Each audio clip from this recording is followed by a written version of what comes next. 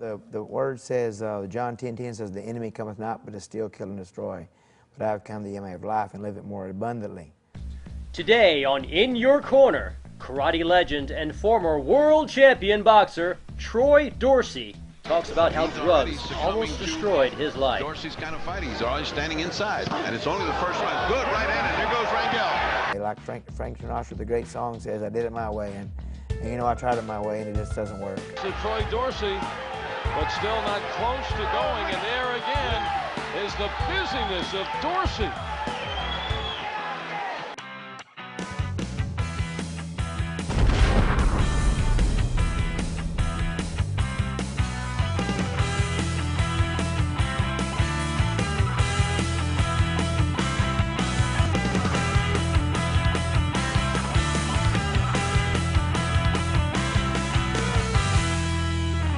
Folks, today we have the amazing Troy Dorsey on our program.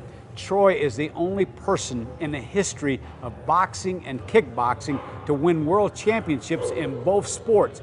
He's an 8-time world champion. Wait till you hear his amazing story coming up right now.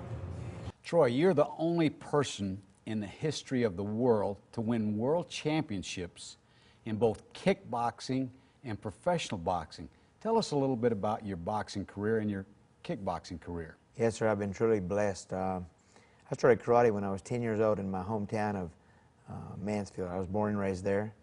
And I started karate when I was 10 years old. And just picked up real quickly. We started sparring, and just a couple of weeks after we started karate, we fought in our first karate tournament. And I was hooked. I won second place, and then after that, my two younger brothers, they would always place and do, my younger brother, especially Rodney, he would do really great. And I would always come in, just lose my first fight or lose real quickly, never even placed really after that first time. And just kept on training and training and training. And finally, when I earned my black belt at 15, then I started being able to win some tournaments and be able to place. And that's when I started kickboxing. Had a black belt at 15 years of age. That's pretty amazing, isn't it? Yes, sir. I just trained hard. My parents were really committed to taking us to karate. We started in the historic downtown Mansfield, and that's where I have my school now. I've been there for 11 years. And the school, shortly after it opened, closed down. So they opened in Duncanville, and my parents, that's about a 30-mile drive. For my parents, back in the 70s, 30 miles is a pretty good ways. Yeah. So anyways, my parents was dedicated and took us to karate, and yes, I earned my black belt September 29th, 1979. Amazing. And today you're like an 8th degree black belt in karate? Yes, sir. I just was promoted a couple of months ago to 8th degree black belt, and I've just been truly blessed for sure. 8-time world champion, 2 times in boxing, the IBF world champion, and the IBO world champion, and then 6 times in karate and kickboxing. I mean, in karate, I mean, I've read the magazines and the reports on you. They call you a legend in karate. Yes, sir. That's what they call me. It's hard to see. I mean, I just feel like like a young guy, and to be looked at as a legend is just really hard for me to really, I guess, digest. I don't feel that I'm a legend, but I guess that's what they say, and maybe I am, maybe I'm not. I'm not really sure, but I've just been truly blessed. I had 68 fights, 33 pro kickboxing matches, or 33 pro boxing matches, and 35 kickboxing matches, and was kickboxing, and the fight game, and kickboxing there just wasn't. There wasn't a lot of money. So in kickboxing there wasn't. In kickboxing there was not a lot of money. So I started going to the gym with my uncle had a good friend who his son was a boxer at Gorman's Super Pros boxing gym, where Gene Hatcher was a world champion, Donald Kerry was a world champion, and then I came along about that time. Steve Cruz was fighting for a world title, and he asked me to help him out and go to Las Vegas and be a sparring partner. So that was just a great. It's like going to college in boxing.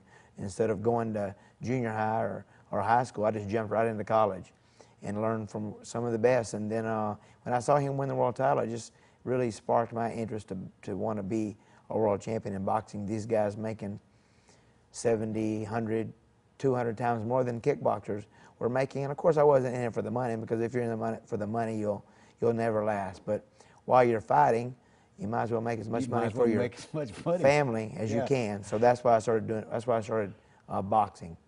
Yeah, and you were with all of these great champions in that great boxing gym there in Fort Worth, Texas.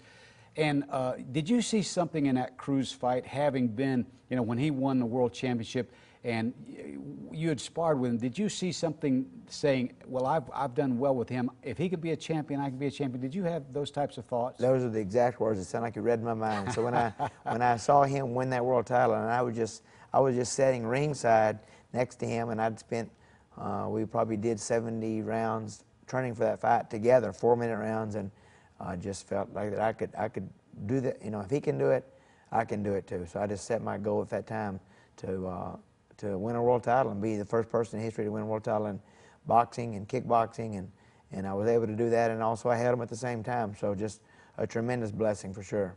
Well, you know, you talk about blessing. Evidently, you're a Christian. Tell us a little bit about your faith and how that all began. Well, my parents took my brothers and I have 2 brothers. One, Brian, he's the middle brother, and Rodney's my youngest brother. And they took us to church, and I got saved when I was 10 years old.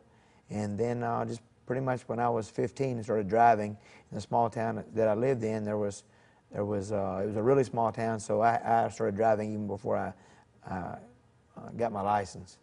And I got my license in November, and then started driving, and then the drugs and the alcohol kind of took over. And I say took over, I just gave it. I fed that, and just kind of got mixed up in those things, and just led me astray from the Lord, and just doing it my way, like Frank Sinatra, the great song says. I did it my way, and you know, I tried it my way, and it just doesn't work. Yeah. So in 1997, I lost my father-in-law in a tragic drowning accident. And then 9 months later, my mother-in-law also drowned. So these are just terrible, tragic accidents that brought me back to the Lord and just helped me to realize we're going to spend a lot more time in eternity than we are here. Right. We better be prepared for it. So that's when I started really focusing on the Lord, and really what we're all doing is we're just preparing for the time that we stand in front of the Lord, and God asks us, what do we do for His Son? And it's important that we do things for His Son. I mean, look what He did for us. Amen. So, and time is short. That's right. And you know, as our good friend Zig Ziglar says, you're going to be dead a lot longer than you're alive, so you better prepare for eternity. Friends, we'll be right back and pick up with Troy's story in just a moment.